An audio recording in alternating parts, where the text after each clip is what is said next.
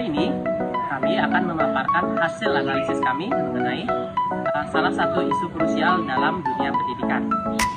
Isu krusial yang kami maksud ini adalah perilaku perundungan atau bullying di lingkungan sekolah.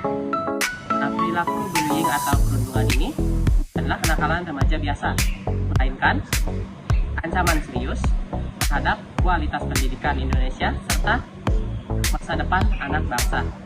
Tapi sebelum kami mulai, izinkan kami memperkenalkan diri terlebih dahulu. Perkenalkan, nama saya Ika Dewa Nugraha dengan NIM 251304166 dan rekan-rekan saya. Perkenalkan, nama saya Ika Dewa Martin Nugraha dengan NIM 251304013. Kan nama saya Alif Bangun dengan NIM 251304155. Tanpa berlama-lama lagi, mari kita masuk ke penjelasannya.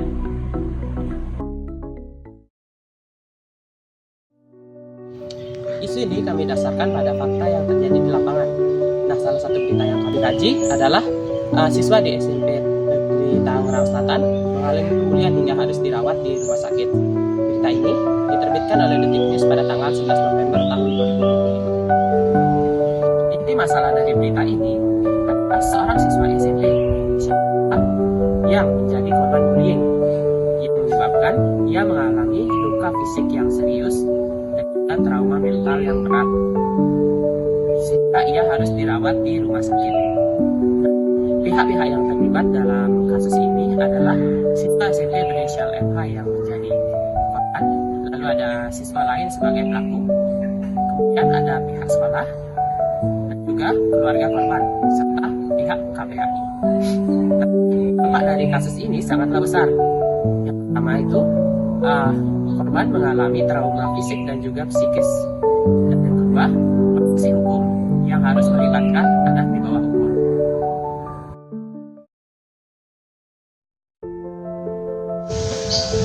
Kami menganalisis isu bullying ini berdasarkan teori pendidikan. Mengapa sih isu ini terjadi?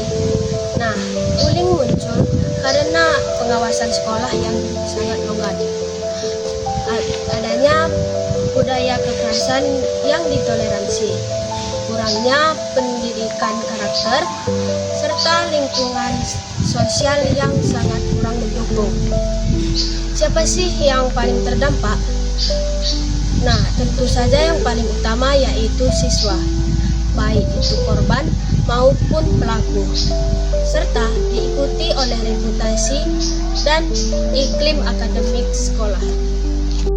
Peristiwa bullying ini jelas bertentangan dengan tujuan pendidikan nasional dengan pasal 3 Undang-Undang Disdiknas yang bertujuan untuk mengembangkan potensi peserta didik agar menjadi manusia yang berakhlak mulia, sehat, berilmu, dan bertanggung jawab.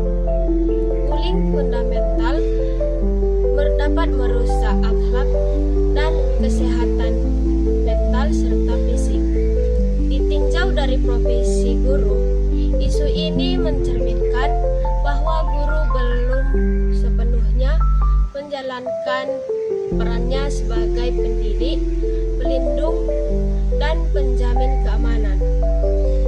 Guru harus proaktif menciptakan safe space di lingkungan belajar.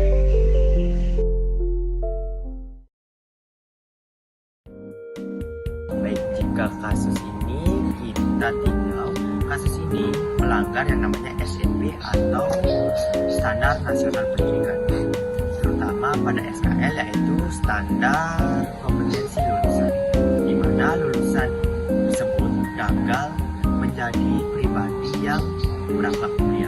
Yang kedua itu melanggar yang namanya Standar Sarana dan Prasarana, di mana sekolah itu gagal menciptakan lingkungan yang aman, damai, dan harmonis. Selanjutnya itu melanggar yang namanya standar pengelolaan, di mana standar pengelolaan ini yang dimaksud adalah manajemen sekolah yang tidak berjalan dengan baik sehingga pelaku yang melakukan pembulian atau perundungan ini tidak mendapatkan yang namanya efek jerah.